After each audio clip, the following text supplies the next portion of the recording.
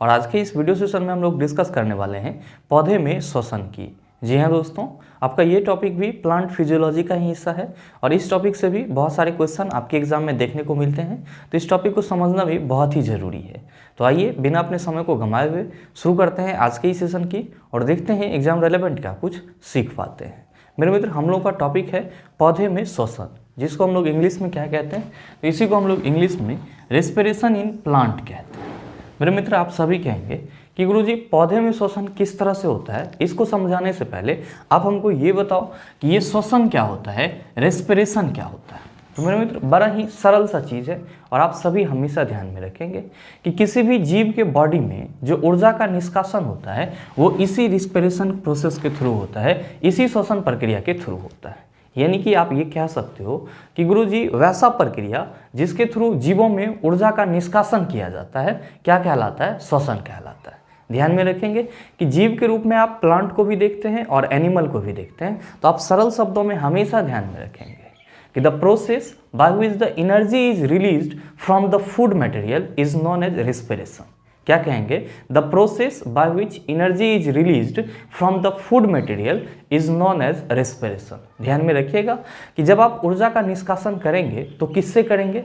तो सर जो आप खाना खाते हैं उससे करेंगे। और सेम इसी तरह प्लांट के बॉडी में जो एनर्जी का निष्कासन होगा वो कैसे होगा? तो फोटोसिंथेसिस प्रोसेस के थ्रू प्लांट के लिए जो फूड मटेरियल बनता है उससे ऊर्जा का निष्कासन होता है।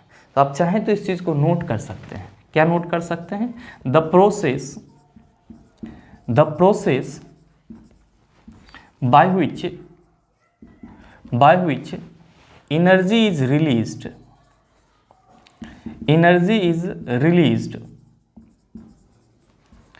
from the food material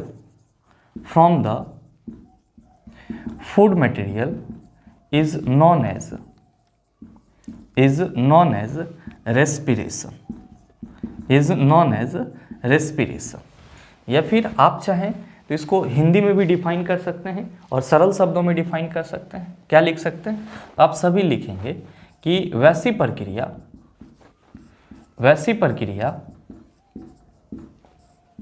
जिसमें भोजन से ऊर्जा का निष्कासन किया जाता है, भोजन से ऊर्जा का निष्कासन किया जाता है, क्या कहलाता है? श्वसन कहलाता है। क्या कहलाता है? श्वसन कहलाता है, यानी कि रेस्पिरेशन कहलाता है। ध्यान में रखिएगा, यही सेम डेफिनेशन आप एनिमल के लिए भी यूज़ कर सकते हैं और सेम डेफिनेशन आप प्लांट के लिए भी यूज़ कर सकते हैं। तो श्वसन की प्रक्रिया में कोई भेदभाव नहीं होता है।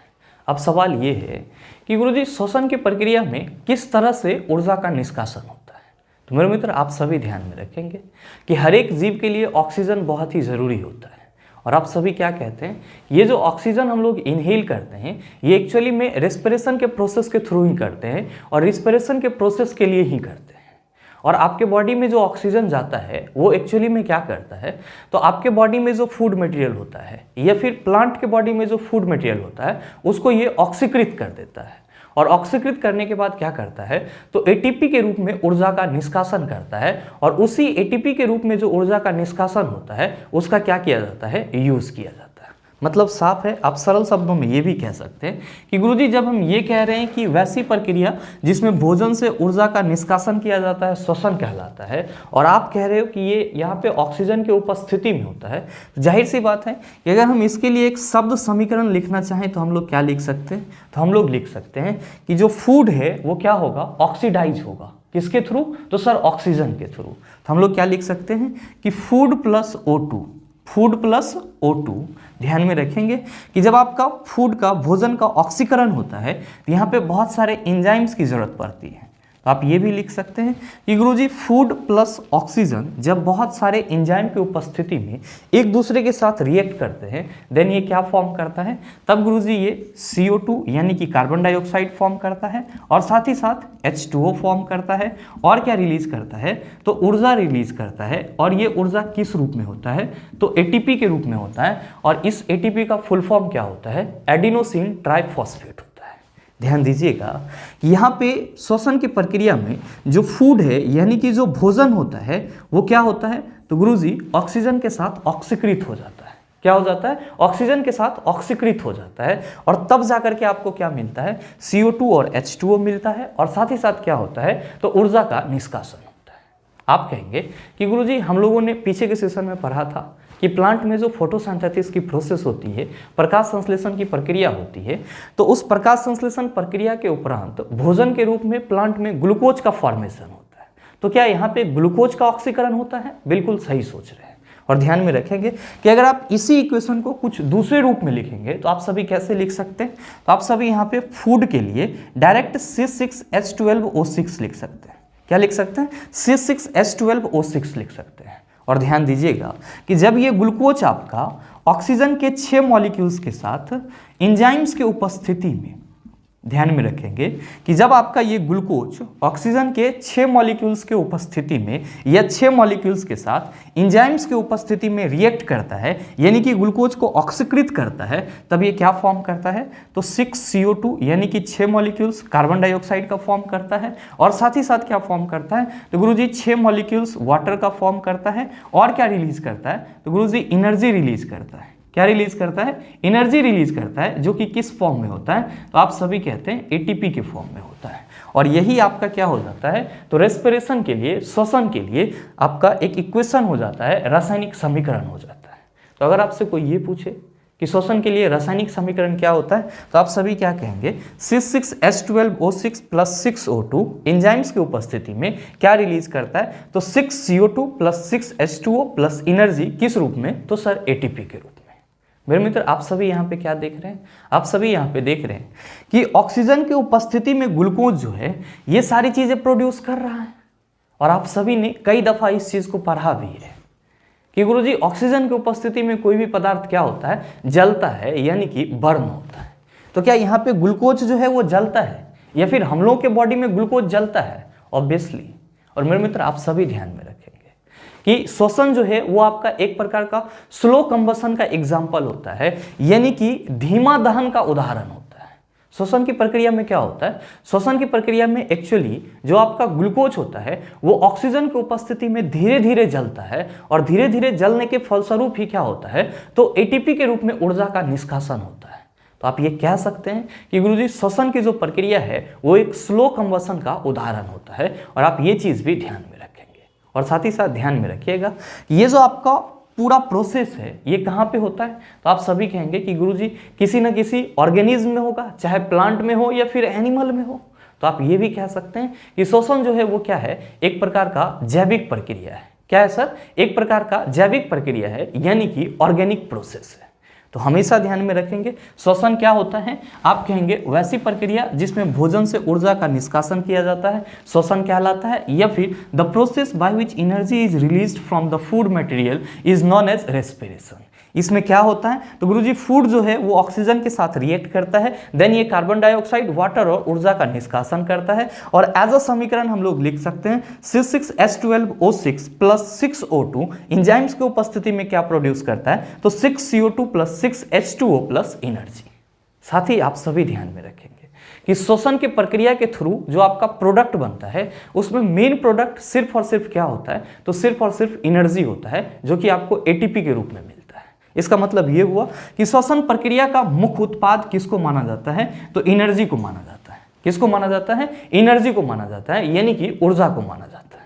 आप सभी कहेंगे सर फिर इसका अदर उत्पाद जो है वो क्या कहलाएगा, तो बाय प्रोडक्ट कहलाता है, यानी कि उप उत्पाद कहलाता है। इसका मतलब ये हुआ कि जो आपका 6CO2 है और साथ ही साथ जो आपका 6H2O है, ये दोनों ही क्या है, तो श्वसन प्रक्रिया का उप उत्पाद है। क्या है, उप उत्पाद है, जिसको हम लोग इंग्लिश में क्या कहते हैं, तो इसी को हम लोग इंग्लिश में बाय प्रोडक्ट कहते हैं। क्या कहते हैं, बाई प्रोडक्ट कहते हैं। और ध्यान में रखेंगे यहाँ पे जो कार्बन डाइऑक्साइड है ये ना तो आपको जरूरी होता है और ना ही प्लांट के लिए जरूरी होता है। ये क्या होता है, तो गुरुजी कार्बन डाइऑक्साइड जो है ये वेस्टेज मटेरियल भी होता है। क्या होता है, अपशिष्ट पदार्थ भी होता है, जिसका ना तो आपके बॉडी के थ्रू यूज किया जाता है और ना ही प्लांट के बॉडी के थ्रू यूज किया जाता है। मेरे मित्र यहाँ पे आपको श्वसन से संबंधित 2-4 बेसिक पॉइंट और समझने होंगे, जिससे आपके एग्जाम में लगातार क्वेश्चन पूछे जाते हैं। तो आइए हम लोग उस बेसिक पॉइंट को डिस्कस कर लेते हैं पहले, फिर हम लोग आगे की चर्चा करेंगे, ताकि जो कंसेप्ट है वो आपको आसानी से समझ में आए। लेकिन उससे पहले अगर आप नोट डाउन करना चाहते हैं तो वीडियो को पॉज करके इन सभी चीज़ों को नोट डाउन कर सकते हैं। अब हम लोग बात कर लेते हैं श्वसन से संबंधित कुछ इंपॉर्टेंट पॉइंट की। मेरे मित्र ध्यान में रखेंगे, पहला इंपॉर्टेंट पॉइंट मैंने यहाँ पे क्या लिखा है, तो पहला लिखा है कि ऊर्जा उत्पादन के लिए भोजन को कोशिकाओं का ईंधन कहा जाता है। बहुत ही इंपॉर्टेंट पॉइंट है और इससे संबंधित क्वेश्चन भी आपके एग्जाम में पूछे जाते हैं। कभी भी आपसे ये पूछा जाए कि ऊर्जा उत्पादन के लिए कोशिकाओं का ईंधन किसे बोला जाता है, तो आप सभी क्या कहेंगे, भोजन को बोला जाता है। और ध्यान में रखिएगा कि भोजन यहाँ पे कहने से मतलब किस चीज़ से होता है, तो याद रखेंगे C6H12O6 से होता है। और ध्यान में रखिएगा आप सरल रूप में ये भी कह सकते हैं कि ग्लूकोज को क्या बोला जाता है, तो ऊर्जा उत्पादन के लिए कोशिकाओं के लिए ईंधन बोला जाता है। या फिर आप ये भी कह सकते हैं कि श्वसन के प्रक्रिया में ग्लूकोज से ही ऊर्जा का निष्कासन होता है। तो ग्लूकोज जो है वो श्वसन प्रक्रिया के लिए किसका काम करता है, ईंधन का काम करता है। किसका काम करता है, ईंधन का काम करता है। तो हमेशा ध्यान में रखेंगे कि ऊर्जा उत्पादन के लिए भोजन को कोशिकाओं का ईंधन कहा जाता है और भोजन के रूप में आप क्या समझेंगे, ग्लूकोज को समझेंगे। और साथ ही ये चीज़ मैंने अभी जस्ट आपको बताया भी है कि श्वसन क्या है, तो एक प्रकार का स्लो कंबसन का उदाहरण है। और ये क्वेश्चन भी आपके एग्जाम में पूछा जाता है कि निम्नलिखित में से कौन सी प्रक्रिया धीमा दहन का उदाहरण है जो किसी भी जीव के अंदर होते रहता है, तो आप कहेंगे श्वसन। तो आप हमेशा इस चीज़ को भी ध्यान में रखेंगे। और ध्यान में रखिएगा स्लो कंबसन को हम लोग क्या कहते हैं यहाँ पे, तो धीमा दहन कहते हैं। कंबसन का मतलब दहन होता है, क्योंकि स्लो लगा हुआ है तो ये क्या हो जाएगा, धीमा हो जाएगा। साथ ही ध्यान में रखेंगे तीसरा पॉइंट कि एटीपी इसका फुल फॉर्म क्या होता है, तो इसका फुल फॉर्म होता है एडिनोसिन ट्राइफॉस्फेट। इसका फुल फॉर्म क्या होता है, एडिनोसिन ट्राइफॉस्फेट। Adenosine triphosphate. तो एटीपी को समस्त जैव कोशिकाओं में रासायनिक ऊर्जा का सार्वजनिक वाहक कहा जाता है। हमेशा ध्यान में रखेंगे, अगर आपसे ये क्वेश्चन पूछा जाएगा कि निम्नलिखित में से किसको समस्त जैव कोशिकाओं में रासायनिक ऊर्जा का वाहक बोला जाता है, तो आप क्या कहेंगे, एटीपी को बोला जाता है। आप कहेंगे क्यों बोला जाता है, तो मेरे मित्र ध्यान में रखेंगे कि आपके बॉडी में या फिर प्लांट के बॉडी में जितने भी सेल होते हैं उन सभी को एनर्जी किसके थ्रू पहुंचता है, तो इसी एटीपी के थ्रू एनर्जी पहुंचता है। और इसीलिए इसको क्या बोला जाता है, सार्वजनिक वाहक बोला जाता है। किसका सर, तो रासायनिक ऊर्जा का। ध्यान में रखिएगा कि सार्वजनिक वाहक को हम लोग इंग्लिश में क्या कहते हैं, तो इसी को हम लोग इंग्लिश में यूनिवर्सल कैरियर कहते हैं। क्या कहते हैं, यूनिवर्सल कैरियर कहते हैं। तो हमेशा ध्यान में रखेंगे कि एटीपी को समस्त जैव कोशिकाओं में रासायनिक ऊर्जा का वाहक बोला जाता है, यानी कि यूनिवर्सल कैरियर बोला जाता है। और साथ ही साथ आप सभी ध्यान में रखना, ये क्वेश्चन भी आपके एग्जाम में पूछा जाता है कि निम्नलिखित में से एटीपी डैश है, तो आप क्या कहेंगे, एटीपी जैव ऊर्जा है। क्या है, जैव ऊर्जा है। और इस चीज को भी मैंने यहाँ पे लिख दिया है कि एटीपी को जैव ऊर्जा कहा जाता है। बहुत सारे मित्र कहेंगे कि गुरुजी इसको जैव ऊर्जा क्यों कहा जाता है, तो मेरे मित्र ध्यान में रखेंगे कि ये जो एटीपी के रूप में ऊर्जा का निष्कासन हो रहा होता है, ये कहाँ पे हो रहा होता है, तो गुरुजी किसी न किसी जीव के अंदर हो रहा होता है। साथ ही इंपॉर्टेंट चीज आप सभी ध्यान में रखेंगे कि जो श्वसन की प्रक्रिया होती है ये जीवित कोशिकाओं में होती है। किसमें होती है सर, जीवित कोशिकाओं में होती है। और नो डाउट जीवित कोशिका कहाँ पे मिलेगा, तो गुरुजी जीव में मिलेगा। तो चूंकि श्वसन के प्रक्रिया के उपरांत जो आपका एटीपी के रूप में ऊर्जा का निष्कासन होता है, एक्चुअली ये कोशिकाओं के अंदर होता है, जीवित कोशिकाओं के अंदर होता है और किसी न किसी जीव में होता है। इसीलिए इसको क्या बोला जाता है, तो गुरुजी एटीपी को जैव ऊर्जा बोला जाता है। तो आप ये चीज भी ध्यान में रखेंगे। साथ ही अगला पॉइंट मैंने क्या लिखा है कि श्वसन को कोशिकीय श्वसन भी कहा जाता है। ध्यान में रखिएगा, कोशिकीय श्वसन को हम लोग इंग्लिश में सेलुलर रेस्पिरेशन कहते हैं। क्या कहते हैं, सेलुलर रेस्पिरेशन कहते हैं। आप कहेंगे कोशिकीय श्वसन क्यों कहते हैं, तो भाई मेरे आप सभी ध्यान में रखेंगे कि जो श्वसन की प्रक्रिया है ये एक्चुअली में किसी भी जीव के किसी भी जीव के सेल में क्या होती है, पूर्ण होती है, इसीलिए इसको क्या बोला जाता है, कोशिकीय श्वसन बोला जाता है। क्योंकि आप जो ये कहते हो कि गुरुजी श्वसन की प्रक्रिया में फूड का ऑक्सीडेशन होता है, यानी कि भोजन का ऑक्सीकरण होता है, एक्चुअली ये भोजन का ऑक्सीकरण जो है ये कोशिकाओं के अंदर होता है, इसीलिए इसको क्या बोला जाता है, कोशिकीय श्वसन बोला जाता है। तो हमेशा ध्यान में रखेंगे कि श्वसन को कोशिकीय श्वसन या फिर इंग्लिश में सेलुलर रिस्पिरेशन भी कहा जाता है। आप सबों के मन में चल रहा होगा कि गुरुजी ये बताओ कि श्वसन की प्रक्रिया होती ही क्यों है, श्वसन की प्रक्रिया का होने का पर्पस क्या होता है, मकसद क्या होता है। तो मेरे मित्र आप सभी ध्यान में रखेंगे कि श्वसन के प्रक्रिया के उपरांत क्या मिलता है, आपको ऊर्जा मिलता है। और नो डाउट आप सभी समझ रहे होंगे कि किसी भी जीव के लिए ऊर्जा का होना बहुत ही आवश्यक होता है। बगैर ऊर्जा के, बगैर एनर्जी के कोई भी जीव सर्वाइव ही नहीं कर पाएगा। और साथ ही ध्यान में रखेंगे कि किसी भी बॉडी के, शरीर के वेल ग्रोथ के लिए और साथ ही साथ रिपेयर के लिए ऊर्जा का होना बहुत ही जरूरी होता है। तो आप ये कह सकते हैं कि ये जो आपका श्वसन का प्रक्रिया है ये क्या होता है, तो गुरुजी ये ग्रोथ और शरीर के रिपेयर के लिए बहुत ही जरूरी होता है। तो आप चाहें तो इस चीज़ को नोट भी कर सकते हैं कि श्वसन, स्टार मार्क दे करके कहीं पे आप नोट कर लेंगे कि श्वसन की प्रक्रिया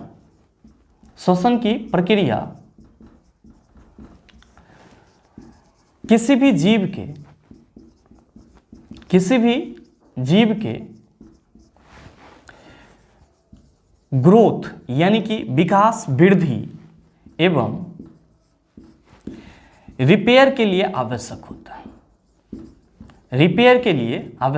है, तो कोई भी आपसे ये पूछे कि श्वसन की प्रक्रिया का पर्पस क्या होता है, आप क्या कहेंगे, सरल शब्दों में कहेंगे कि श्वसन की प्रक्रिया किसी भी जीव के ग्रोथ एवं रिपेयर के लिए क्या होता है, आवश्यक होता है। क्योंकि श्वसन की प्रक्रिया के उपरांत ही क्या मिलता है, ऊर्जा मिलता है, और किसी भी जीव को सर्वाइव करने के लिए ऊर्जा का होना बहुत ही जरूरी होता है।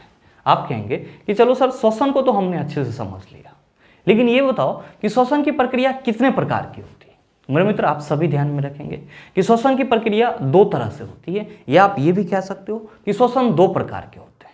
आप चाहें तो इस चीज़ को भी नोट कर सकते हैं, there are 2 types of respiration, यानी कि श्वसन कितने प्रकार के होते हैं। तो आप सभी कहेंगे कि गुरुजी श्वसन 2 प्रकार के होते हैं। कितने प्रकार के होते हैं, 2 प्रकार के होते हैं। कौन कौन सा, तो ध्यान में रखिएगा। पहला होता है आपका वायवीय श्वसन। पहला कौन सा होता है, वायवीय श्वसन, और इसी को हम लोग इंग्लिश में एरोबिक रिस्पिरेशन कहते हैं।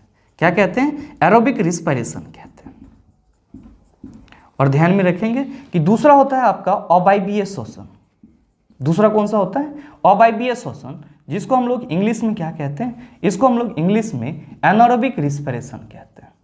क्या कहते हैं, एनारोबिक रिस्पिरेशन कहते हैं। अब आप कहेंगे कि गुरुजी ये क्या होता है, तो मेरे मित्र ये इसके शब्द से ही स्पष्ट है कि वायवीय श्वसन क्या होता है और अवायवीय श्वसन क्या होता है। आप कहेंगे कैसे, तो ध्यान दीजिएगा, यहाँ पे आपका क्या लिखा हुआ है, वायवीय श्वसन लिखा हुआ है, एरोबिक रिस्पिरेशन लिखा हुआ है। इसका मतलब क्या हुआ कि वैसी श्वसन की प्रक्रिया जो ऑक्सीजन की उपस्थिति में होती है, वैसी श्वसन की प्रक्रिया जो ऑक्सीजन की उपस्थिति में होती है, उसी को क्या बोला जाता है, वायवीय श्वसन बोला जाता है। तो हमेशा ध्यान में रखेंगे कि वायवीय श्वसन जब भी होगा तो ऑक्सीजन के प्रेजेंस में होगा, लेकिन जब हम लोग बात करते हैं अवायवीय श्वसन की, तो इसको हम लोग इंग्लिश में क्या कहते हैं, एनारोबिक रिस्पिरेशन कहते हैं। और ये क्या होता है, तो आप कहेंगे बड़ा ही सरल है, जब ये ऑक्सीजन की प्रेजेंस में होगा तो ये ऑक्सीजन के एब्सेंस में होगा, यानी कि श्वसन की वैसी प्रक्रिया जो ऑक्सीजन के एब्सेंस में होती है, अनुपस्थिति में होती है, उसी को क्या बोला जाता है, आप कहेंगे अवायवीय श्वसन बोला जाता है, यानी कि एनारोबिक रिस्पिरेशन बोला जाता है। तो सरल शब्दों में ध्यान में रख सकते हैं कि जो आपका वायवीय श्वसन है ये ऑक्सीजन के प्रेजेंस में होगा, जबकि अवायवीय श्वसन जो है ये क्या होगा, ऑक्सीजन के एब्सेंस में होगा। बहुत सारे मित्र कहेंगे कि गुरुजी इस चीज को तो हम लोग पहले से समझ रहे थे, लेकिन ये बताओ कि वायवीय श्वसन के दौरान क्या होता है और अवायवीय श्वसन के दौरान क्या होता है। तो आइए अब हम लोग अवायवीय श्वसन और वायवीय श्वसन का मैकेनिज्म क्या होता है, इस दौरान क्या क्या होता है, इसको डिस्कस कर लेते हैं। लेकिन उससे पहले अगर आप नोट डाउन करना चाहते हैं तो वीडियो को पॉज करके इन सभी चीज़ों को नोट डाउन कर सकते हैं। पहले हम लोग बात कर लेते हैं अवायवीय श्वसन की, जिसको हम लोग क्या कहते हैं, एनारोबिक रिस्पिरेशन कहते हैं। मेरे मित्र ध्यान दीजिएगा कि इसका डेफिनेशन रटना आप सबों के लिए ज़रूरी नहीं है, क्योंकि जहाँ भी अवायवीय लिखा हुआ रहेगा आप सभी खुद ब खुद समझ जाएंगे कि वैसी श्वसन की प्रक्रिया है जो ऑक्सीजन के एब्सेंस में होगी, यानी कि ऑक्सीजन के अनुपस्थिति में होगी। तब आप कहेंगे कि सर इसके बारे में पढ़ना क्या ज़रूरी है। तो आप सभी ध्यान में रखेंगे ये जो आपका अवायवीय श्वसन होता है, एनारोबिक रिस्पिरेशन होता है, ये रेस्पिरेशन का, श्वसन का फर्स्ट स्टेप होता है, यानी कि प्रथम चरण होता है। और इसमें क्या होता है, इसमें ग्लूकोज का आंशिक रूप से विखंडन होता है। तो हमेशा ध्यान में रखेंगे कि अवायवीय श्वसन जो कि ऑक्सीजन के अनुपस्थिति में होता है, ये श्वसन प्रक्रिया का पहला चरण कहलाता है, जहाँ पे ग्लूकोज का क्या होता है, आंशिक रूप से विखंडन होता है। और मैंने इसी चीज़ को यहाँ पे मेंशन किया है, क्या लिखा है कि श्वसन का प्रथम चरण जिसके अंतर्गत ग्लूकोज का आंशिक विखंडन ऑक्सीजन के अनुपस्थिति में होता है। तो आप सभी इस चीज़ को ध्यान में रखेंगे, ना कि आप सभी ये रटते रहेंगे कि ये हमेशा ऑक्सीजन के अनुपस्थिति में होता है, क्योंकि ये चीज़ आप सबों को बहुत पहले से मालूम है। अब सवाल आती है कि गुरुजी अवायवीय श्वसन के दौरान जो ग्लूकोज है वो किस रूप में विखंडित होता है, यह ग्लूकोज जब विखंडित होता है, टूटता है, जब इसका ब्रेकडाउन होता है तो ये क्या फॉर्म करता है। तो मेरे मित्र आप सभी ध्यान में रखेंगे कि अवायवीय श्वसन के दौरान जब ग्लूकोज का विखंडन होता है तो ये पायरुविक एसिड और एटीपी में टूट जाता है।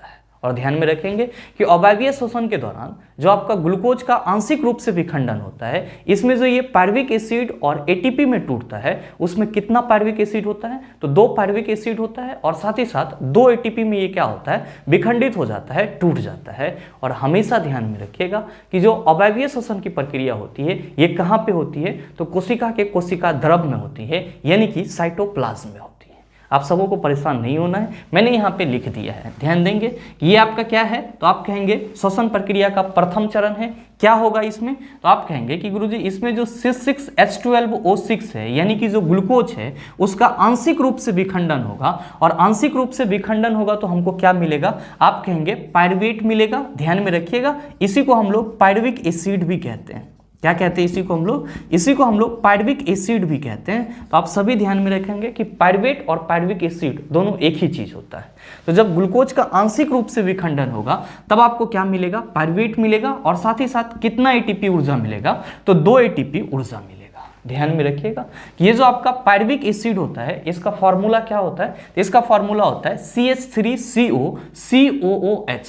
ध्यान में रखेंगे हमेशा कि पायरुविक एसिड का फॉर्मूला क्या होता है, तो CH3COCOOH। ध्यान दीजिएगा, यहाँ पे आप क्या कह रहे हैं कि गुरुजी अवायवीय श्वसन के दौरान ग्लूकोज का आंशिक रूप से विखंडन होता है, और आंशिक रूप से विखंडन होने के बाद आपको क्या मिलता है, तो पायरुविक एसिड और एटीपी के रूप में ऊर्जा मिलता है। ध्यान देंगे कि यहाँ पे जो आपका ग्लूकोज है इसमें कार्बन के कितने मॉलिक्यूल्स होते हैं, कितने अणु होते हैं, तो आप कहेंगे कि गुरुजी यहाँ पे तो 6 लिखा हुआ है। इसका मतलब ये हुआ कि ग्लूकोज जो है उसमें कार्बन के 6 अणु होते हैं। और ध्यान दीजिएगा कि यहाँ पे जो आपका पायरुविक एसिड है इसमें कार्बन के कितने अणु हैं या कितने परमाणु हैं, तो आप कहेंगे कि गुरुजी एगो यहाँ पे है, एगो यहाँ पे है, और एगो यहाँ पे है। यानी कि पायरुविक एसिड में कार्बन के कितने परमाणु हैं, तो आप कहेंगे कि गुरुजी 3 कार्बन परमाणु हैं। कितने परमाणु हैं, तो 3 कार्बन परमाणु हैं। जबकि ग्लूकोज में कार्बन के कितने परमाणु हैं, आप कहेंगे 6 कार्बन परमाणु हैं। इसका मतलब ये हुआ कि अवायवीय श्वसन के दौरान जो आपका 6 कार्बन परमाणु वाला ग्लूकोज का आंशिक विखंडन होता है, तो ये आंशिक विखंडित होकर के किस में बदल जाता है, तो सर 3 कार्बन परमाणु वाले पायरुविक एसिड में बदल जाता है। ये भी आपका एक क्वेश्चन है कि निम्नलिखित में से श्वसन के किस प्रक्रिया के दौरान 6 परमाणु वाले ग्लूकोज 3 कार्बन परमाणु वाले पायरुविक एसिड में बदल जाता है। तो आप कहेंगे अवायवीय श्वसन के दौरान 6 कार्बन परमाणु वाले ग्लूकोज जो हैं वो 3 कार्बन परमाणु वाले पायरुविक एसिड में बदल जाता है। ध्यान देंगे कि पायरुविक एसिड का स्ट्रक्चर आपको कुछ इस तरह का दिखेगा। तो अगर आपको स्ट्रक्चर याद रहता है तो और अच्छी बात है, नहीं याद रहता है तो इससे कोई परेशानी वाली बात नहीं है। मैंने आपके समझने के लिए या फिर नोट कॉपी में लिखने के लिए यहाँ पे स्ट्रक्चर भी लिख दिया है ताकि आप सभी इसको भी लिख पाओ। आप कहेंगे कि चलो सर अवायवीय श्वसन तो हम अब समझ गए, लेकिन ये बताओ कि यहाँ पे आपने नोट के रूप में ये क्या सब भर दिया है, तो मेरे मित्र आपके सुविधा के लिए ही भर दिया है। ध्यान देंगे कि यहाँ पे मैंने पहला नोट में क्या लिखा है, तो पहला चीज लिखा है कि इस प्रक्रिया में 1 अणु ग्लूकोज 2 अणु पायरुवेट। ध्यान में रखेंगे पायरुवेट क्या होता है, तो 3 कार्बन वाले अणु होते हैं। पायरुवेट क्या होता है आपका, 3 कार्बन वाले अणु होते हैं। तो इस प्रक्रिया में 1 अणु ग्लूकोज 2 अणु पायरुवेट यानी कि 3 कार्बन वाले अणु का निर्माण करता है। यहाँ पे हमने होता है लिख दिया है, आप सभी इसको क्या करेंगे, सुधार लेंगे कि इस प्रक्रिया में 1 अणु ग्लूकोज 2 अणु पायरुवेट यानी कि 3 कार्बन वाले अणु का निर्माण करता है। यहाँ पे आप निर्माण करता है लिख लेंगे। और साथ ही क्या कहेंगे कि गुरुजी ये प्रक्रिया जो है कोशिका द्रव में होती है, और इसी चीज को मैंने यहाँ पे मेंशन कर दिया है कि यह क्रिया कोशिका द्रव यानी कि साइटोप्लाज्म में होती है। और साथ ही अगला पॉइंट मैंने क्या लिखा है कि इस क्रिया के उपरांत 2 एटीपी ऊर्जा का निष्कासन होता है, जो कि आप सभी समझ गए हैं इस डायग्राम को देख करके और कंसेप्चुअली भी। आप कहेंगे कि सर यहाँ पे आपने इंपॉर्टेंट करके क्या लिखा, तो मेरे मित्र ये भी आपका बहुत ही इंपॉर्टेंट है और यहाँ से संबंधित भी क्वेश्चन आपके एग्जाम में देखने को मिलते हैं। और आप सभी ध्यान में रखेंगे कि जो आपका अवायवीय श्वसन की प्रक्रिया होती है ये आपको ईस्ट में देखने को मिल जाएगा, और साथ ही साथ हम लोगों के मसल्स में भी होता है। जब हम लोगों के मसल्स में पर्याप्त मात्रा में ऑक्सीजन नहीं होता है या किसी कारण से पर्याप्त मात्रा में ऑक्सीजन नहीं पहुंच पाता है, तब क्या होता है, तो मसल्स के अंदर अवायवीय श्वसन होना शुरू हो जाता है। ध्यान में रखेंगे कि आपके मसल्स के अंदर जब पर्याप्त मात्रा में ऑक्सीजन नहीं पहुंच पाती है, तब वहां पे अवायवीय श्वसन के प्रक्रिया के उपरांत क्या बनता है, लैक्टिक एसिड बनता है, जो आपके मांसपेशी में दर्द का क्या हो जाता है, तो सर कारण हो जाता है। तो हमेशा ध्यान में रखेंगे कि इस क्रिया का अंतिम उत्पाद ईस्ट में आपको किस रूप में देखने को मिलेगा, तो गुरुजी इथेनॉल प्लस कार्बन डाइऑक्साइड, और एनिमल मसल्स में तो आप कहेंगे लैक्टिक अम्ल का निर्माण होगा। ध्यान में रखेंगे आपके एग्जाम में क्वेश्चन पूछा जाता है कि निम्नलिखित में से ईस्ट में अवायवीय श्वसन की प्रक्रिया के दौरान कौन सा उत्पाद का निर्माण होता है, तो आप कहेंगे ईस्ट में अवायवीय श्वसन के प्रक्रिया के दौरान इथेनॉल का निर्माण होता है। किसका निर्माण होता है, इथेनॉल, जिसको हम लोग क्या कहते हैं, इथाइल अल्कोहल भी कहते हैं, और इसका फॉर्मूला C2H5OH होता है। तो हमेशा ध्यान में रखेंगे कि अवायवीय श्वसन की प्रक्रिया अगर ईस्ट में होती है तो क्या होता है, तो वहां पे इथेनॉल का निर्माण होता है, और साथ ही साथ क्या निकलता है, कार्बन डाइऑक्साइड गैस निकलता है। और साथ ही अगर एनिमल के मसल्स में यानी कि जंतु के मांसपेशी में होता है, तो आप सभी क्या कहेंगे, लैक्टिक एसिड का फॉर्मेशन हो जाता है, जिस वजह से क्या होता है, तो गुरुजी मांसपेशी दर्द देना शुरू हो जाता है। और ध्यान में रखिएगा कभी कभी आपसे लैक्टिक एसिड का फॉर्मूला भी पूछ लिया जाता है, तो आप क्या कहेंगे, C3H6O3। लैक्टिक एसिड का फॉर्मूला क्या होता है, C3H6O3। ध्यान दीजिएगा कि जब आपका कोई एथलीट्स होता है या आप भी बहुत ज़्यादा काम कर लेते हैं या फिर दौड़ लेते हैं, तो उस दौरान क्या होता है कि आपके बॉडी को जितना मात्रा में ऑक्सीजन चाहिए होता है उतना नहीं मिल पाता है। तो जब उतना मात्रा में उसको ऑक्सीजन नहीं मिल पाता है, तो आपके बॉडी का जो मसल्स है वो क्या करता है, तो सर वहां पे अवायवीय श्वसन की प्रक्रिया स्टार्ट हो जाती है, जिस वजह से आपके मांसपेशी में लैक्टिक अम्ल का निर्माण हो जाता है, लैक्टिक एसिड का फॉर्मेशन हो जाता है, और वहां पे क्या होता है, तो गुरुजी दर्द देना शुरू कर देता है। और आप सभी क्या करते हैं, तो फिर उसको गर्म पानी से धोते हैं या फिर उसको आप मसाज करते हैं, ताकि वहाँ पे जो ऑक्सीजन का सप्लाई है वो क्या हो पाए, पर्याप्त मात्रा में हो पाए। तो दौड़ने धूपने या फिर एथलीट्स वगैरह के मांसपेशी में जो क्रैम्प होता है वो किस वजह से होता है, आप कहेंगे लैक्टिक अम्ल के वजह से होता है, जो कैसे फॉर्म होता है, तो अवायवीय श्वसन के दौरान फॉर्म होता है। आप कहेंगे कि चलो सर एनारोबिक रिस्पिरेशन क्या होता है, इसको तो हमने समझ लिया, ये बताओ कि वायवीय श्वसन क्या होता है, तो आइए उसको भी डिस्कस करते हैं। लेकिन उससे पहले अगर आप नोट डाउन करना चाहते हैं तो वीडियो को पॉज करके इन सभी चीज़ों को नोट डाउन कर सकते हैं। अब हम लोग बात कर लेते हैं वायवीय श्वसन की। ध्यान में रखिएगा, इसी को हम लोग इंग्लिश में क्या कहते हैं, एरोबिक रिस्पिरेशन कहते हैं, और कहने की कोई ज़रूरत नहीं है, आप सभी समझ रहे होंगे कि ये जो आपका रिस्पिरेशन का प्रोसेस है ये कब होगा, तो आप कहेंगे ऑक्सीजन के उपस्थिति में होगा। तो मेरे मित्र आप सभी वायवीय श्वसन को बड़े ही आसान तरीका से डिफाइन भी कर सकते हैं। कैसे, तो आप सभी लिख सकते हैं कि श्वसन की वैसी प्रक्रिया जिसमें ऑक्सीजन की उपस्थिति में C6H12O6 यानी कि ग्लूकोज का पूर्ण रूप से क्या होता है, विखंडन होता है, क्या कहलाता है, वायवीय श्वसन कहलाता है। ध्यान में रखेंगे कि जो आपका अवायवीय श्वसन होता है इसमें ग्लूकोज का क्या होता है, आंशिक रूप से विखंडन होता है। तो आप सभी बड़े ही सरल तरीके से इस चीज को याद रख सकते हैं कि वायवीय श्वसन का वैसा प्रक्रिया है जिसमें ऑक्सीजन की उपस्थिति में ग्लूकोज का क्या होता है, पूर्ण रूप से विखंडन होता है, यानी कि यहाँ पे ग्लूकोज जो है वो पूरी तरह से विखंडित हो जाता है। और जब विखंडित होगा तो किस में विखंडित होगा, तो आप कहेंगे CO2H2O और ऊर्जा में। और ध्यान में रखिएगा कि इस इक्वेशन को आप कुछ इस तरह से रिप्रेजेंट भी कर सकते हैं कि C6H12O6 का जब कंप्लीट ब्रेकडाउन होता है यानी कि पूरी तरह से विखंडित हो जाता है, तब ये क्या होता है, तो सर CO2H2O और 38 ATP ऊर्जा में बदल जाता है। और मेरे मित्र ध्यान में रखेंगे कि अवायवीय श्वसन के दौरान आपको कितना एटीपी ऊर्जा मिलता है, तो 2 एटीपी ऊर्जा मिलता है, जबकि वायवीय श्वसन के दौरान आपको कितना मिल रहा है, तो 38 एटीपी मिल रहा है, जो कि कहीं ना कहीं क्या है, तो अवायवीय श्वसन से ज्यादा है। तो हमेशा ध्यान में रखेंगे कि वायवीय श्वसन में उच्च मात्रा में ऊर्जा का निष्कासन होता है। तो कभी कभी आपके एग्जाम में ये क्वेश्चन भी पूछ लिया जाता है कि निम्नलिखित में से श्वसन के किस प्रक्रिया में उच्च मात्रा में ऊर्जा का निष्कासन होता है, तो आप कहेंगे वायवीय श्वसन में जो ऊर्जा होती है वो उच्च मात्रा में यानी कि हायर अमाउंट में निकलती है। और साथ ही साथ आप सभी ध्यान में रखेंगे कि जो आपका वायवीय श्वसन की प्रक्रिया है, ये श्वसन प्रक्रिया का दूसरा चरण कहलाता है, यानी कि सेकेंड स्टेप कहलाता है। आप कहेंगे सर सेकेंड स्टेप कैसे कहलाता है, तो मेरे मित्र आप सभी क्या कहते हैं कि गुरुजी जब रिस्पायरेशन की प्रोसेस होती है उसमें जो C6H12O6 होता है, यानी कि जो ग्लूकोज होता है, इसके साथ ऑक्सीजन क्या करता है, तो गुरुजी ऑक्सीजन अभिक्रिया करता है। और मेरे मित्र आप सभी क्या कहते हैं कि श्वसन की प्रक्रिया जब भी होगी तो सर 2 तरीके से हो सकती है, या तो ऑक्सीजन के उपस्थिति में होगी या फिर ऑक्सीजन के अनुपस्थिति में होगी। तो आप सभी क्या कहते हैं कि गुरुजी अगर ग्लूकोज का विखंडन ऑक्सीजन के अब्सेंस में होता है, O2 के अब्सेंस में होता है, यानी कि O2 के अनुपस्थिति में होता है, तब जो आपका ये ग्लूकोज है ये किस में बदल जाता है, तो आप कहते हैं कि गुरुजी ये पायरुवेट में बदल जाता है। किस में बदल जाता है, पायरुवेट में बदल जाता है, और साथ ही साथ 2 एटीपी ऊर्जा का निष्कासन होता है। और आप क्या कहते हैं कि गुरुजी ये जो ऑक्सीजन के अवशेष में ग्लूकोज का आंशिक रूप से विखंडन होता है, एक्चुअली ये कहाँ पे होता है, तो आप कहते हैं कि गुरुजी ये जो है ये कोशिका द्रव में होता है। कहाँ पे होता है, कोशिका द्रव में होता है, यानी कि साइटोप्लाज्म में होता है। और मेरे मित्र ध्यान में रखेंगे कि ये आपका C6H12O6 ऑक्सीजन के अब्सेंस में पायरुवेट और एटीपी में बदल जाता है, तो ये आपका श्वसन का क्या कहलाता है, फर्स्ट स्टेज कहलाता है, यानी कि प्रथम चरण कहलाता है, जो कहाँ पे होता है, आप कहेंगे कोशिका द्रव में होता है। लेकिन जब आपका ऑक्सीजन मौजूद होता है, यानी कि जब ऑक्सीजन की उपस्थिति होती है, तब आपका जो ये पायरुवेट है, जो आपका ये पायरुवेट है, ऑक्सीजन के प्रेजेंस में यानी कि ऑक्सीजन के उपस्थिति में, ऑक्सीजन के उपस्थिति में किस में टूट जाता है या किस में बदल जाता है, तो आप सभी कहेंगे कि गुरुजी ये CO2 plus H2O plus 38 ATP ऊर्जा में बदल जाता है या 38 एटीपी ऊर्जा में टूट जाता है।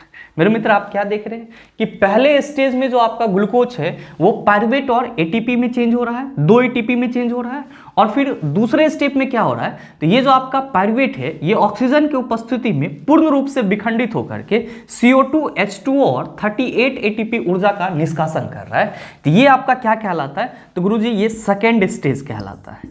रेस्पिरेशन का ये क्या कहलाता है, सेकेंड स्टेज कहलाता है। और ध्यान में रखिएगा कि जो श्वसन का दूसरा चरण है ये कहाँ पे होता है, तो आप सभी याद रखेंगे माइटोकॉन्ड्रिया में होता है। कहाँ पे होता है, माइटोकॉन्ड्रिया में होता है। और मेरे मित्र आप सभी क्या कहते हो कि गुरुजी माइटोकॉन्ड्रिया जो है ये कोशिका का पावर हाउस कहलाता है। क्यों कहलाता है, क्योंकि इसी जगह पे ग्लूकोज का पूर्ण रूप से ऑक्सीकरण होता है, जिसके फलस्वरूप हायर अमाउंट में ऊर्जा मिलती है, और इसी ऊर्जा से जो सेल होता है वो अपने सारे प्रक्रियाओं को परफॉर्म करता है, और इसीलिए इसे क्या बोला जाता है, तो power house of the cell बोला जाता है। तो आप सभी हमेशा ध्यान में रखेंगे, और ऐसे मैंने नोट करके यहाँ पे सारी बातों को लिख भी दिया है। पहला पॉइंट में क्या लिखा है, तो पहला पॉइंट में लिखा है कि वायवीय श्वसन श्वसन का द्वितीय चरण कहलाता है। आप सभी समझ गए होंगे इसे द्वितीय चरण हम लोग क्यों कहते हैं। आप सभी कहेंगे कि गुरुजी पहले चरण में ग्लूकोज जो है वो पायरुवेट और 2 एटीपी में टूट जाता है, जो कि ऑक्सीजन के अब्सेंस में होता है। कहाँ पे होता है, कोशिका द्रव में होता है। और ऑक्सीजन की उपस्थिति में यही जो पायरुवेट है ये किस में बदल जाता है, तो CO2 H2O और 38 एटीपी में बदल जाता है। इसीलिए हम लोग इसको क्या कहते हैं, तो गुरुजी ये श्वसन प्रक्रिया का दूसरा चरण है, यानी कि सेकेंड स्टेप है। साथ ही मैंने यहाँ पे दूसरा पॉइंट क्या लिखा है कि ये प्रक्रिया कोशिका के माइटोकॉन्ड्रिया में होता है। ये भी आपका बहुत ही महत्वपूर्ण पॉइंट है, और इससे संबंधित भी क्वेश्चन आपके एग्जाम में पूछा जाता है कि निम्नलिखित में से वायवीय श्वसन की प्रक्रिया कोशिका के किस कोशिकांग में होती है। आप कहेंगे माइटोकॉन्ड्रिया में होती है। किस में होती है, माइटोकॉन्ड्रिया में होती है। और साथ ही साथ आप सभी क्या ध्यान में रखेंगे, आप सभी ध्यान में रखेंगे कि वायवीय श्वसन में उच्च मात्रा में ऊर्जा का निष्कासन होता है। उच्च मात्रा में कितना, तो आप सभी कहेंगे कि गुरुजी वायवीय श्वसन में 38 एटीपी ऊर्जा का निष्कासन होता है, जबकि अवायवीय श्वसन में 2 एटीपी ऊर्जा का निष्कासन होता है। तो वायवीय श्वसन से संबंधित सिर्फ और सिर्फ आपको इतना सा पॉइंट ध्यान में रखना है। बाकी के जो भी क्वेश्चन मिलेंगे आप उसका जवाब आसानी से दे सकते हैं। मेरे मित्र, यहाँ तक के डिस्कशन से आप सभी ये तो अच्छे से समझ पा रहे होंगे कि श्वसन क्या होता है और श्वसन के कितने प्रकार होते हैं। अब बात किसकी आती है? तो अब बात आती है कि गुरुजी पौधे में श्वसन किस तरह से होता है। तो आइए अब हम लोग डिस्कस कर लेते हैं कि पौधे में श्वसन किस तरह से होता है। लेकिन उससे पहले अगर आप नोट डाउन करना चाहते हैं तो वीडियो को पॉज करके इन सभी चीज़ों को नोट डाउन कर सकते हैं। अब हम लोग बात कर लेते हैं पौधे में श्वसन की। ध्यान में रखिएगा, इसी को हम लोग इंग्लिश में क्या कहते हैं? इंग्लिश में रिस्पिरेशन इन प्लांट कहते हैं। रिस्पिरेशन इन प्लांट कहते हैं। और पौधे में श्वसन से संबंधित सिर्फ और सिर्फ आपको इतना सा बात ध्यान में रखना है। बाकी के जो भी क्वेश्चन मिलेंगे आप उसका जवाब आसानी से दे सकते हैं। पहला चीज़ तो आप सभी ध्यान में रखेंगे कि पौधे में जो श्वसन की प्रक्रिया होती है वो बिल्कुल ही सरल तरीके से होता है। तो जब भी आपसे ये क्वेश्चन पूछा जाए कि पौधे में श्वसन की प्रक्रिया सरल होती है या जटिल होती है, तो आप सभी क्या कहेंगे? आप सभी कहेंगे कि पौधे में जो श्वसन की प्रक्रिया होती है वो बिल्कुल सरल तरीके से होती है। यानी कि पौधे में जो श्वसन होता है वो एक सरल प्रक्रिया है, यानी कि सिंपल प्रोसेस है। आप सभी कहेंगे कि गुरुजी श्वसन की प्रक्रिया में इसमें होता क्या है? तो मेरे मित्र, श्वसन में क्या होता है इसके मैकेनिज्म को आप सभी समझ रहे हैं। बस यहाँ पे सवाल क्या उठ जाता है? सवाल ये उठ जाता है कि पौधा जो है वो श्वसन प्रक्रिया के लिए ऑक्सीजन का ग्रहण कैसे करता है और श्वसन प्रक्रिया के उपरांत जो कार्बन डाइऑक्साइड बनता है उसका निष्कासन कैसे करता है। इसका भी जवाब एक ही लाइन में है कि पौधे जो है वो श्वसन गैसों का आदान प्रदान विसरण के प्रक्रिया के थ्रू करता है।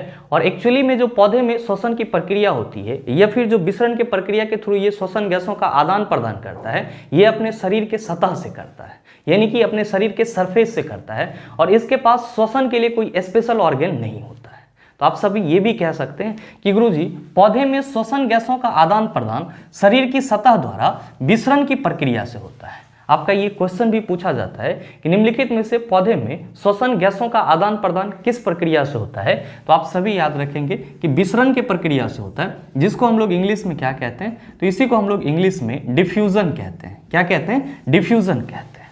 आप कहेंगे चलो सर इसको तो हमने समझ लिया, लेकिन ये बताओ कि शरीर की सतह से का क्या मतलब है? तो मेरे मित्र, आप सभी ध्यान में रखेंगे कि पौधे में श्वसन की प्रक्रिया पौधे के लगभग हर एक भागों से होती है। पौधे के पत्ती में भी श्वसन की प्रक्रिया होती है, पौधे के जड़ से भी श्वसन की प्रक्रिया होती है और साथ ही साथ पौधे के तना से भी श्वसन की प्रक्रिया होती है। तो आप सभी सरल शब्दों में ये भी कह सकते हैं कि पौधे में जो श्वसन की प्रक्रिया होती है वो लगभग पौधे के हर एक भाग में होती है। अब सवाल ये है कि गुरुजी पौधे के जड़ में श्वसन की प्रक्रिया कैसे होती है या जड़ के द्वारा श्वसन की प्रक्रिया कैसे की जाती है? तो मेरे मित्र ध्यान देंगे, अगर हम लोग इस प्लांट की चर्चा करें, इस पौधे की चर्चा करें, तो आप सभी क्या कहेंगे? आप सभी कहेंगे कि गुरुजी ये वाला जो पोर्शन है ये जड़ हो जाएगा, जिसको हम लोग क्या कहते हैं? तो इंग्लिश में रूट कहते हैं। और ये कहाँ रहता है? तो गुरुजी ये भूमि के अंदर रहता है। और साथ ही जो आपका ये वाला पोर्शन है ये क्या कहलाएगा? आप कहेंगे सर तना कहलाएगा, यानी कि स्टेम कहलाएगा। और ये सब क्या हो जाएगा? तो आप कहेंगे सर ये सब पत्ती कहलाएगा, यानी कि लीफ कहलाएगा। तो हम लोग स्टार्ट करते हैं जड़ से समझना और पत्ती तक पहुंचते हैं।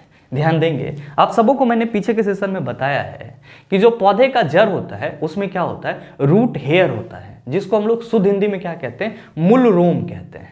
और अगर आप यहाँ पे मूल रोम यानी कि रूट हेयर की बात करना चाहेंगे तो ये आपका क्या है? तो आप कहेंगे कि गुरुजी ये रूट हेयर है। क्या है? रूट हेयर है। और इसी को हम लोग इंग्लिश में क्या कहते हैं? सॉरी, हिंदी में क्या कहते हैं? इसको हम लोग हिंदी में मूल रोम कहते हैं। क्या कहते हैं? मूल रोम कहते हैं।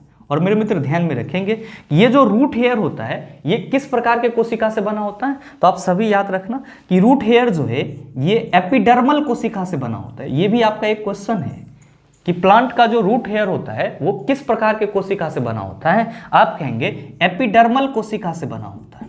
किससे बना होता है? एपिडर्मल कोशिका से बना होता है। मेरे मित्र, आप सभी यहाँ पे ध्यान में रखेंगे कि जो प्लांट का रूट होता है वो तो एक्चुअली जमीन के अंदर रहता है।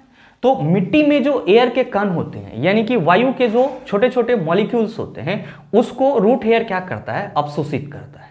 यानी कि प्लांट के रूट के थ्रू जो रिस्पिरेशन की प्रोसेस होती है, तो इस प्रोसेस के दौरान प्लांट के रूट को ऑक्सीजन कहाँ से मिलता है या फिर एयर कहाँ से मिलता है? तो आप सभी याद रखेंगे कि मिट्टी में जो एयर रहता है उससे प्लांट का जो रूट हेयर होता है वो क्या करता है? ऑक्सीजन को अवशोषित कर लेता है। क्या करता है? ऑक्सीजन को अवशोषित कर लेता है और अपना जो श्वसन की प्रक्रिया होती है उसको पूरा करता है। तो जब भी आपसे ये क्वेश्चन पूछा जाए कि ये बताओ कि प्लांट का रूट रिस्पिरेशन की प्रोसेस को कैसे परफॉर्म करता है, तो आप कहेंगे कि प्लांट के रूट में रूट हेयर होता है जो कि एपिडर्मल कोशिकाओं से बना होता है और यही रूट हेयर मिट्टी में जो वायु के कण होते हैं उससे ऑक्सीजन को ग्रहण करता है और श्वसन की प्रक्रिया के उपरांत वो यहीं पे क्या करता है, तो कार्बन डाइऑक्साइड को छोड़ भी देता है।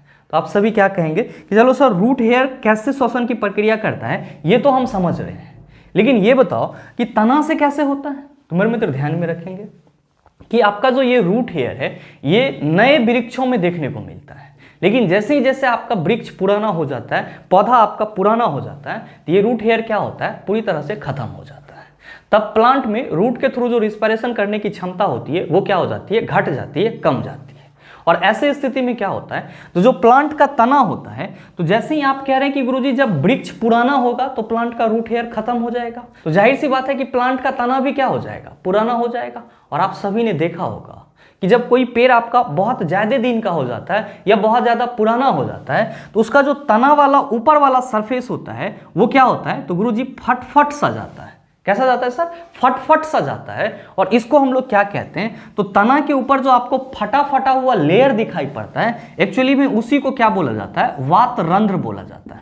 क्या बोला जाता है, वातरंध्र बोला जाता है, जिसको हम लोग क्या कहते हैं, लेंटिसेल कहते हैं इंग्लिश में। क्या कहते हैं, लेंटिसेल कहते हैं। और ये जो फटा भाग होता है एक्चुअली में पौधे के तने के इसी भाग से क्या होता है, ऑक्सीजन का अवशोषण किया जाता है और कार्बन डाइऑक्साइड को छोड़ा जाता है। यानी कि आप ये कह सकते हैं कि गुरुजी जब पौधा पुराना हो जाता है तो उसका जो रूट हेयर होता है वो क्या हो जाता है, खत्म हो जाता है, जिस वजह से प्लांट के रूट का जो रिस्पायरेशन करने का क्षमता होता है वो पूरी तरह से लॉस हो जाता है, खत्म हो जाता है।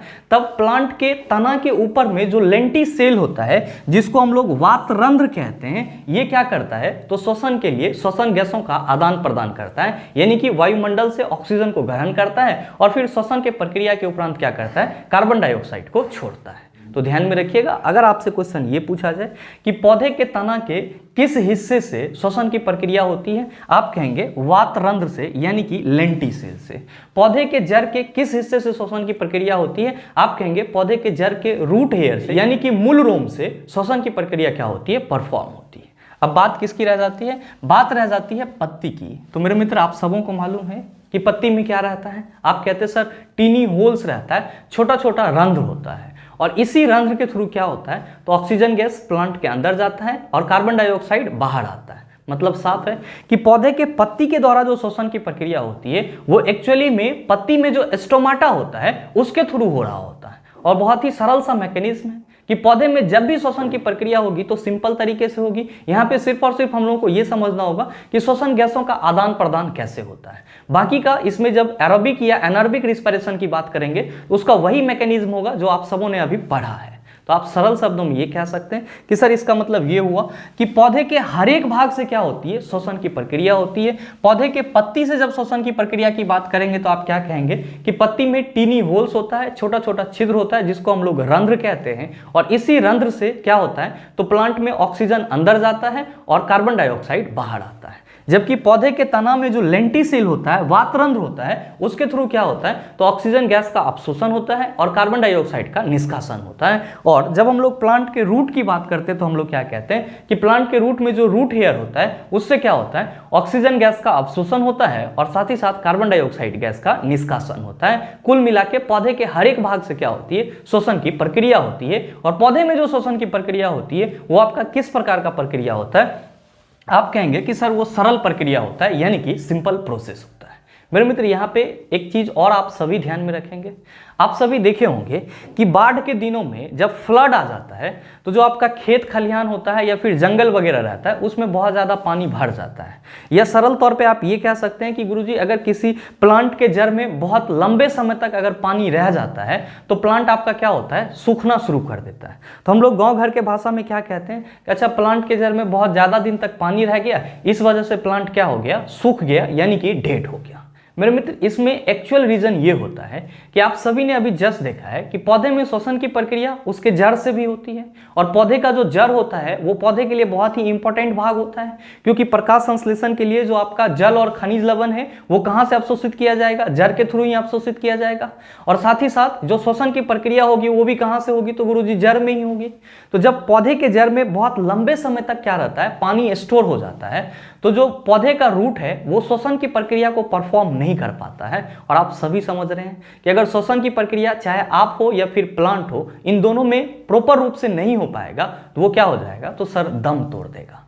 तो आप सभी ये नहीं समझेंगे कि प्लांट के रूट में या प्लांट के जड़ में ज्यादा देर तक पानी होल्ड हो जाता है, रह जाता है, इस वजह से आपका जो प्लांट है वो डेड हो जाता है। ऐसा कुछ भी नहीं होता है। क्या होता है, तो जब ज्यादा दिन तक पानी पौधे के रूट में जमा हो जाता है तो जो प्लांट का रूट होता है वो प्रॉपर ढंग से, प्रॉपर रूप से रिस्पिरेशन की प्रोसेस नहीं कर पाता है, श्वसन की प्रक्रिया नहीं कर पाता है, जिस वजह से प्लांट का रूट क्या हो जाता है, डेड हो जाता है। और जब प्लांट का रूट ही डेड हो जाएगा तो बाकी का तो आप सोच ही सकते हैं कि सर जड़ ही महत्वपूर्ण होता है, और जब जड़ ही खत्म हो जाएगा तो ऑब्वियस सी बात है कि पूरा का पूरा प्लांट भी क्या हो जाएगा, डेड हो जाएगा। तो आप ये चीज भी ध्यान में रखेंगे। अगर आपसे कोई ये क्वेश्चन पूछ दे कि प्लांट के रूट में ज्यादा लंबे समय तक पानी जमा होने से प्लांट डेड क्यों हो जाता है, तो आप सरल शब्दों में जवाब देंगे कि प्लांट के रूट के थ्रू श्वसन की प्रक्रिया प्रॉपर रूप से नहीं हो पाती है। जब प्लांट के रूट में लंबे समय तक पानी जमा रहता है तो इस वजह से प्लांट का रूट खत्म हो जाता है, जिस वजह से पूरा प्लांट ही क्या हो जाता है, डेड हो जाता है। और साथ ही मैंने इन सारी चीज़ों को यहाँ पे शॉर्ट तरीके से नोट के रूप में मेंशन कर दिया है ताकि समझने के बाद आप सभी इसको अपने कॉपी में भी मेंशन कर पाओ। ध्यान दीजिएगा, मैंने यहाँ पे नोट करके पहला पॉइंट क्या लिखा है, तो पहला पॉइंट लिखा है कि पौधे के प्रत्येक भाग अर्थात जड़, तना एवं पत्तियों में अलग अलग श्वसन होता है। तो आपसे कोई पूछेगा कि जड़ में किस भाग से श्वसन होता है, तो आप कहेंगे रूट हेयर के थ्रू, तना में लेंटिसेल यानी कि वातरंध्र के थ्रू, और पत्ती में तो आप सभी समझ रहे होंगे कि पत्ती में टिनी होल होता है जिसको हम लोग क्या कहते हैं, स्टोमाटा यानी कि रंध्र कहते हैं। साथ ही दूसरा पॉइंट मैंने क्या लिखा है कि जंतुओं की तरह पौधे में श्वसन गैसों का परिवहन नहीं होता है। और मेरे मित्र यही रीजन है कि पौधे के हर एक भाग में श्वसन की प्रक्रिया होती है। जैसे हम लोग कहते हैं कि हम लोग जब सांस लेते हैं तो सांस कहाँ चला जाता है, फेफड़ा में चला जाता है, और फेफड़ा से फिर वो हमारे शरीर के हर एक भाग तक पहुंचता है। लेकिन पौधे में इस तरह का कोई प्रॉपर ऑर्गन नहीं है, प्रॉपर ऑर्गन सिस्टम नहीं है, जिस वजह से पौधे के हर एक भाग को अलग अलग क्या करना होता है, श्वसन की प्रक्रिया को करना होता है। तो आप सभी इस पॉइंट को हमेशा अपने माइंड में रखेंगे कि जंतुओं की तरह पौधे में, यहाँ पे पौधे में लिख लेंगे, श्वसन गैसों का परिवहन नहीं होता है, इसीलिए पौधे के अलग अलग भागों से क्या होती है, श्वसन की प्रक्रिया होती है। और साथ ही तीसरा पॉइंट क्या याद रखेंगे कि पौधे में जंतुओं की अपेक्षा श्वसन की गति धीमी होती है। ये चीज भी आपको ध्यान में रखना होगा। हम लोगों में श्वसन की जो प्रक्रिया होती है वो क्या होता है, फास्ट होता है, जबकि प्लांट में जो श्वसन की प्रक्रिया होती है वो क्या होती है, धीमी होती है। तो क्वेश्चन पूछा जाता है कि पौधे में श्वसन की प्रक्रिया जंतुओं की अपेक्षा होती है, तो आप क्या कहेंगे, धीमी होती है यानी कि स्लो होती है। और साथ ही साथ आप सभी ध्यान में रखेंगे कि पौधे दिन भर प्रकाश संश्लेषण की प्रक्रिया करते हैं, जिसमें ये कार्बन डाइऑक्साइड का यूटिलाइजेशन करता है। लेकिन रात्रि के समय में जब सनलाइट की उपस्थिति नहीं होती है तब पौधे में क्या होता है, तो पौधे में रिस्पिरेशन की प्रोसेस होती है, और उस वक्त ये क्या करता है, तो गुरुजी पौधे जो है ऑक्सीजन का उपयोग करता है और साथ ही साथ CO2 गैस छोड़ता है। और आप सबों ने कई दफा बड़े बुजुर्गों से सुना होगा और आपने कहीं पे पढ़ा भी होगा कि पौधे के पास रात्रि के समय में सोना हानिकारक होता है। क्यों? क्योंकि पौधे रात्रि के समय में श्वसन की प्रक्रिया को पूर्ण करते हैं, जिसके माध्यम से ये क्या करता है, तो रात्रि के समय में कार्बन डाइऑक्साइड गैस निकालता है, जो आप सबों के लिए क्या होता है, हानिकारक होता है। और इसी वजह से पौधे के पास रात्रि के समय में सोना क्या होता है, हार्मफुल माना जाता है, हानिकारक माना जाता है। आप कहेंगे कि चलो सर पौधे में श्वसन की प्रक्रिया कैसे होती है, इसको तो हमने समझ लिया, लेकिन ये बताओ कि श्वसन गुणांक क्या होता है। तो आइए उसको भी डिस्कस करते हैं। लेकिन उससे पहले अगर आप नोट डाउन करना चाहते हैं तो वीडियो को पॉज करके इन सभी चीजों को नोट डाउन कर सकते हैं।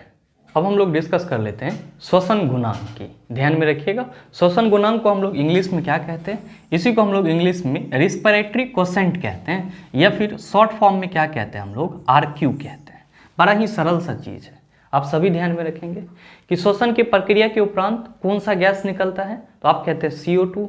और श्वसन की प्रक्रिया को होने के लिए किस गैस की जरूरत होती है, तो आप कहते हैं ऑक्सीजन। तो मेरे मित्र आप सभी ध्यान में रखेंगे कि श्वसन की प्रक्रिया के उपरांत निष्कासित CO2 की मात्रा और साथ ही साथ श्वसन की प्रक्रिया में उपयोग होने वाले ऑक्सीजन गैस की मात्रा के अनुपात को हम लोग क्या कहते हैं, श्वसन गुणांक कहते हैं।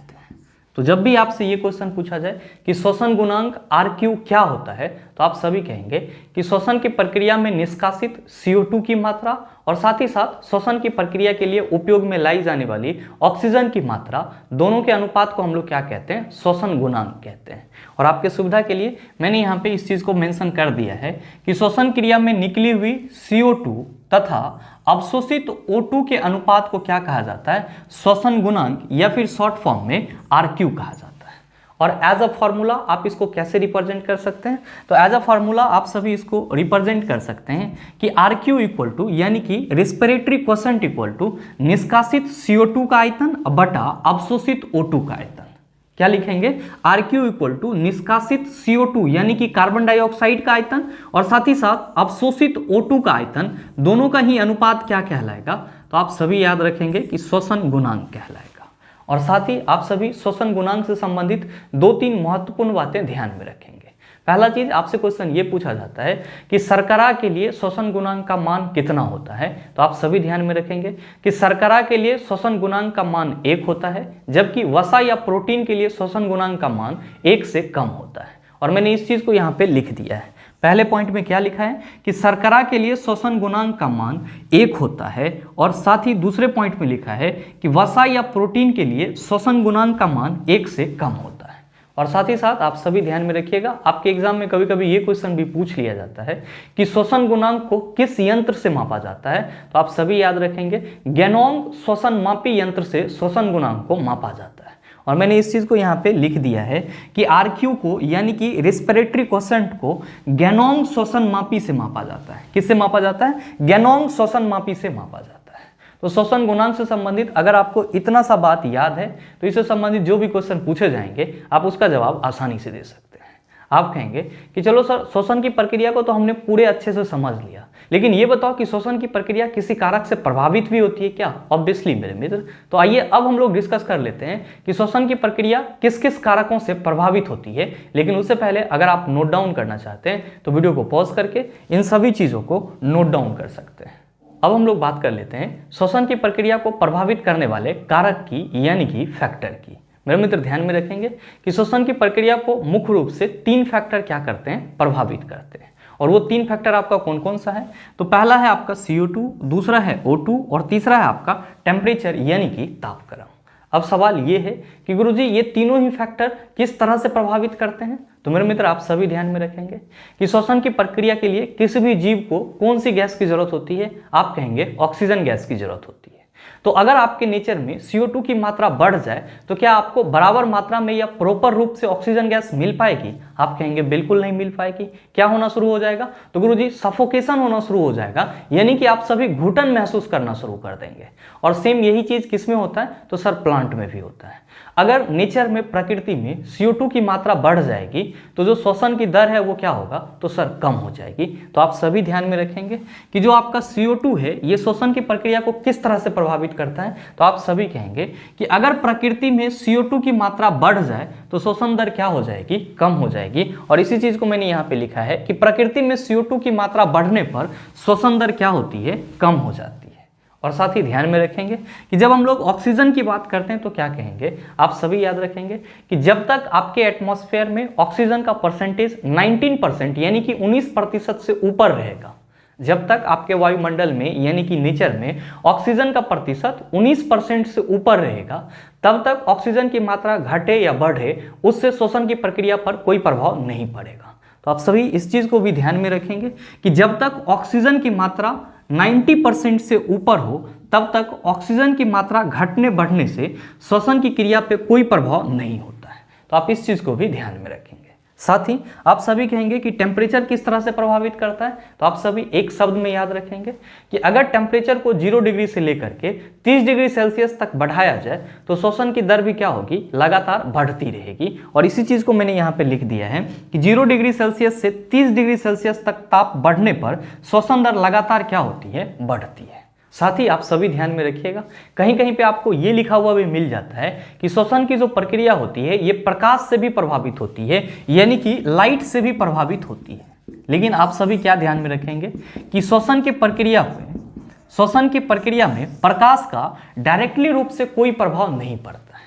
आपको कहीं कहीं पे बुक में लिखा हुआ मिल जाएगा कि श्वसन की प्रक्रिया जो है वो मुख्य रूप से 4 कारकों से प्रभावित होती है, CO2, O2, टेम्परेचर और साथ ही साथ लाइट। लेकिन आप सबों को क्या ध्यान में रखना है कि श्वसन की प्रक्रिया मुख्य रूप से 3 ही चीज से प्रभावित होती है, जबकि श्वसन के प्रक्रिया पे प्रकाश का कोई प्रभाव नहीं पड़ता है।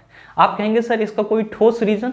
तो मेरे मित्र आप सभी क्या कहते हैं कि गुरुजी ये जो रिस्पिरेशन की प्रोसेस होगी प्लांट में वो कब होगी? तो आप कहेंगे रात्रि के समय होगी। तो रात्रि के समय तो आपका ऐसे भी अंधेरा रहता है, तो श्वसन की प्रक्रिया में आप ही बताओ कि लाइट का कहां पे रोल होता है।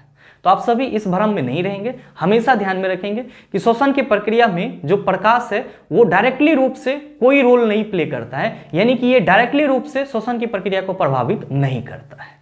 मेरे मित्र ये पूरा का पूरा आपका क्या था?